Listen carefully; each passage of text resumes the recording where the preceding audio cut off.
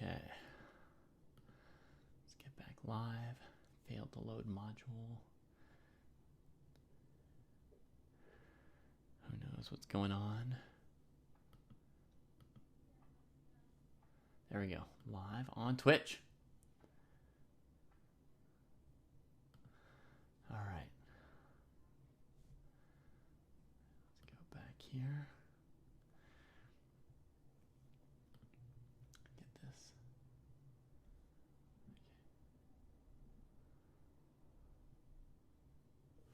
All right. So Kostya's game. Excitement. He's gotten back his piece where it's been sacked towards him to open up the king. He's still got all three connected passers. So, first blush he's looking really well, but let's see how it happened. We saw b4 got played. This was the last position we saw. We expected b4. b4 happened. Oh, look, that's still streaming there. b4 happened. Then knight to g6, g3. Yeah, if he played b5, he has to calculate knight f4 and knight takes e2 check and queen d1 mate. So he just played g3, keep that knight at bay. And b5, advancing pawns, taking space from the piece, e5. So the idea is probably something like pawn takes e5, queen h3. Getting in striking distance of the king with e3 at some point. Kostya plays bishop g4, keeping the queen away. She comes in towards e1 and f2. He attacks that bishop. Interesting. So let's just say basic-o move is this, and then e3 looks bad because of queen e3. However, he spots maybe some counterplay here, here, here, threatening mate. And if f3, check, here, check, here, maybe even this, you know, trying to play for check for a win for black. So here Kostya goes queen a7, going after the bishop. Interesting. Interesting. Not the dream, but he is also sort of maybe going after back rank mate against the opponent with bishop e6, queen b8 kind of moves. He could maybe also throw in bishop e6, king h8 first, then do that. But okay, the bishop is the source of all the checkmates, so he goes after it. Black threatens it. Check. No knight f8. Oh, that was the deviousness of Kostya. If knight f8, then he delivers the back rank mate. But now he takes the bishop with check. So black has no time to take on f2. And he's won a piece for nothing. For nothing. He's got 3 extra pawns and he's just winning. Just completely winning everything here. Like to a point where black could really give it up, I think. 3 pawns for nothing. And there it is. A handshake. Right on schedule. Yes, yes, yes.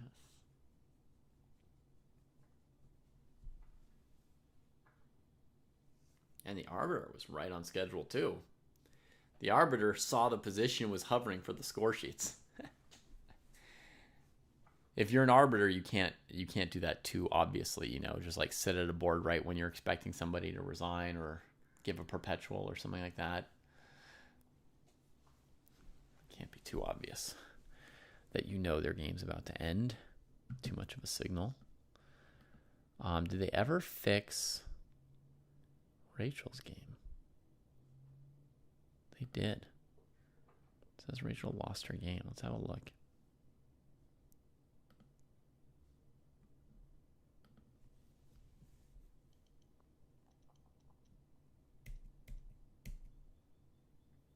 G5. Trying to play knight f4. Blocking the G file on G4. That's a nice move from white. Twisting and turning. And now rook up to b4.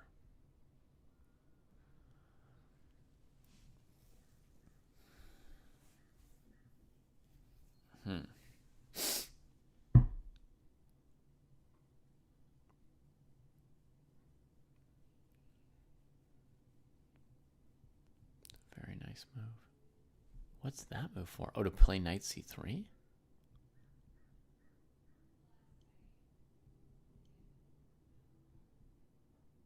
Uh-oh.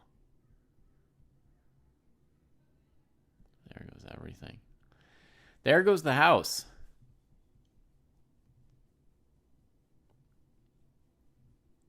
Oh, there's checkmate on a1 too. Whew. That's brutal. So that's why knight c3 is so good. And c4, I guess the other idea of c4 was that if I play some random move, well, you can go check here and c5. While I'm busy taking this pawn, they can take a piece. Oof.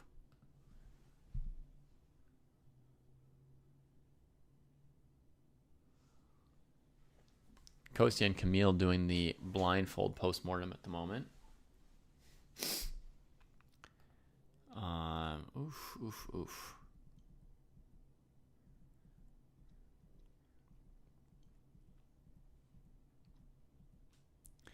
Well, I'd been thinking here about this move, rook h6. It looked interesting to me.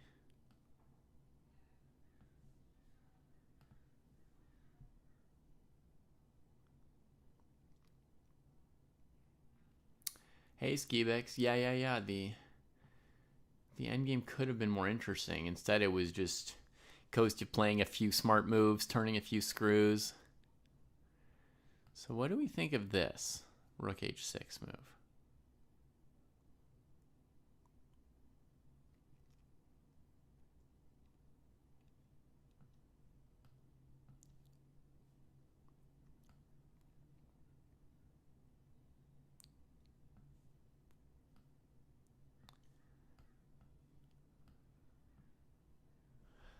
Right, we got into this position before.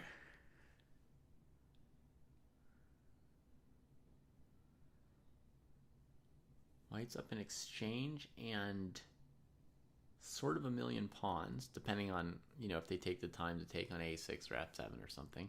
I guess if we only count what's all around the board, White's up 2 pawns in an exchange. So how bad would it be to play rook d4? Challenging the knight. Take it.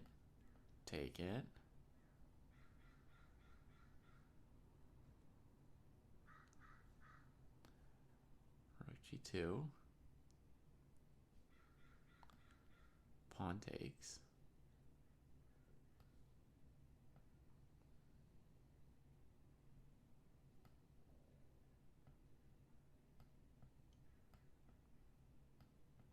Oof. This way is correct. Sorry.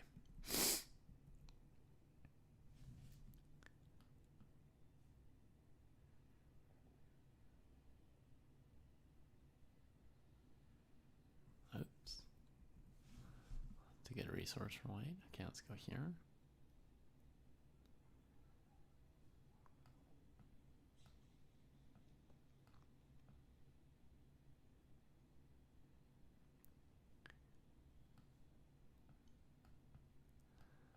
I deflect the king from defending g1 and win a rook.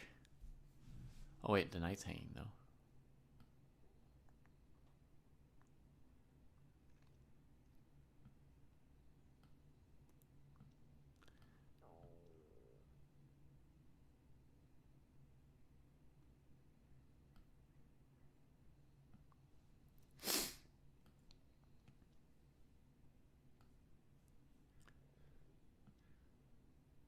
This ending looks about equal. It's exciting for sure.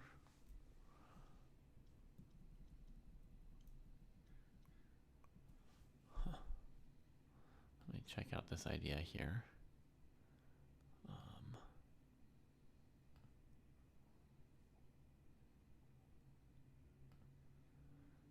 Computer. Oh, hey, Summerstar. Thanks for the raid. Very kind of you. We're wrapping up coverage of round 1 here at Maia. So the computer says rook h6. They can take it. Nacho Wall, thank you also for the raid. Hope you had a great first game. Rook d1, rook g8. All of this it says is correct. Knight f4.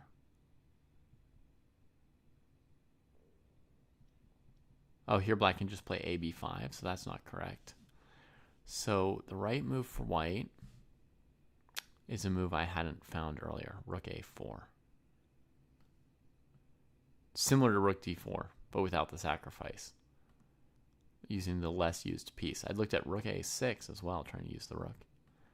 But this move does it. Yeah, that's clear.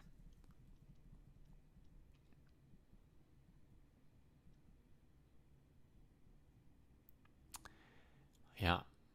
So the key moment in this entire game, at this point here, I think, really, was that Rachel should have played that g5 move that I mentioned. And then after a b5, knight f4, computer confirms that black's winning, not just playing, but winning. And the other move I considered was bishop d5, queen d5, a b5. And it says black's doing fine with Skibix's queen b5, not my h5, h4. See how it refutes my move. ba6. Sure, something like bishop c6. Bishop e3. Only move. h4 check.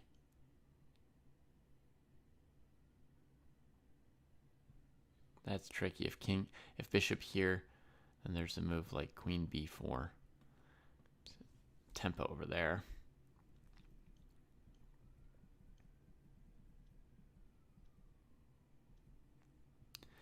But simply queen b5, and it's about equal, just like Skibix thought. I'm not sure who if by Matt you mean Matthew, but Matthew Perchard was on the stream today, yeah.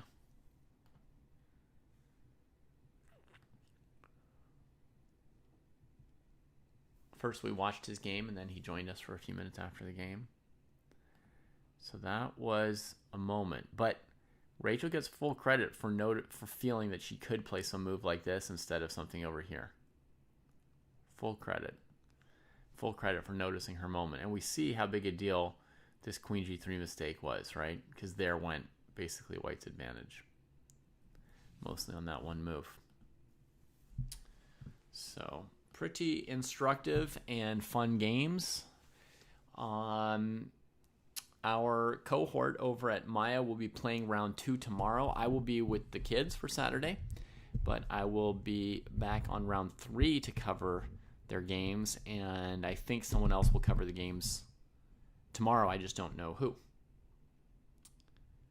Can I find something better for Camille? Oh, yeah, good question, right? So you mean like you want to see a better way to play this endgame here? When she traded the rook, right? Sure. I think she should have a perfectly good position. Let's turn these off. I was thinking maybe knight f5 would be moving in the right direction.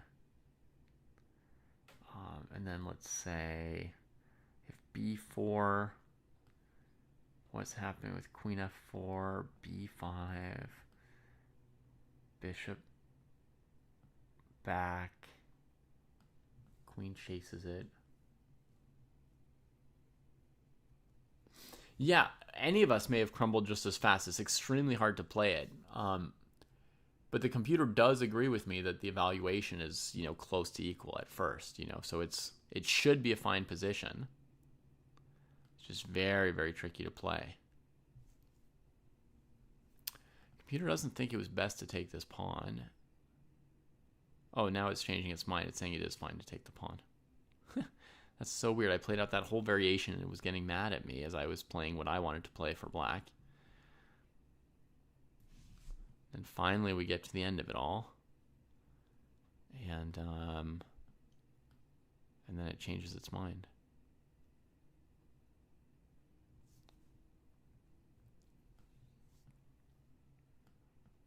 And you can see you can see Skibix and anyone else who was following this game, we make some use of the knight now, right? Now the knight's relevant. If it were on b6 or who knows where, it might be completely pointless trying to restrain that piece.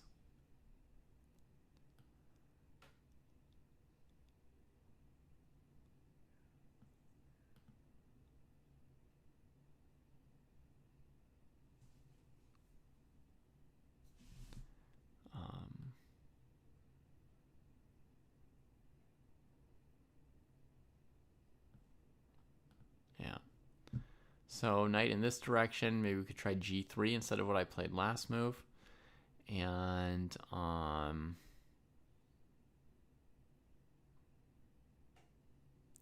I play e3 now? The queen's kind of on it, right?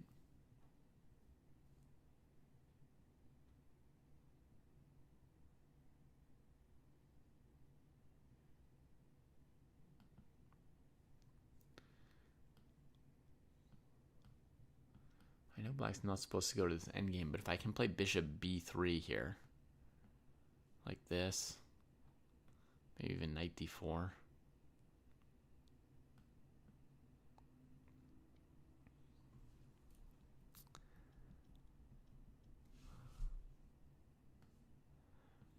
Okay, this is the only way to get the pawn past the b3 square.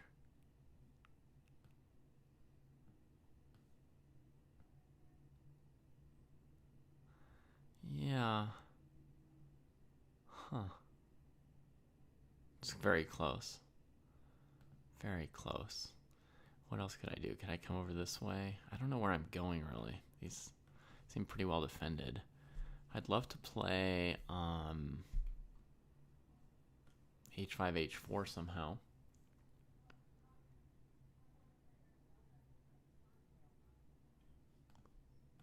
But the bishop's on it. If I go here, I don't really know where my queen is going. Like b4. Maybe now I could play h5. But you can see, like, if I just put my queen here, not clear what she's doing, and white's just putting her stuff in the middle of the board. Or his stuff.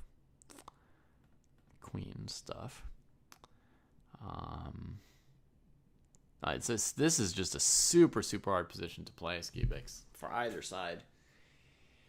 You could lose this very quickly with white or with black against a better player or a computer or something.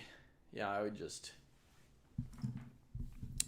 be looking at a disaster. I don't even know if I want to be white or black. Like, if you ask me which side I wanted to play from, I don't know. I'm just kind of terrified that whichever side you give me, I will botch it completely. That's my feeling. That's my feeling, seeing this position. All right, so someone else should be covering round 2 tomorrow, so you can check back in for that. As I said, I'll be here on Sunday for it. And tonight, I'm doing Friday Night Fights. So let's put up a little alert for that before I go get my breakfast. You can see that is in less than 5 hours from now. Friday Night Fights. So, yeah. Take care, everybody. Be well. See if I can send a raid somewhere. Oh, is Jesse February playing here too? Oh, we got Renga streaming. I haven't seen that. In a while. Let's do it. Yeah. Get some sleep, Skibix. And see you later.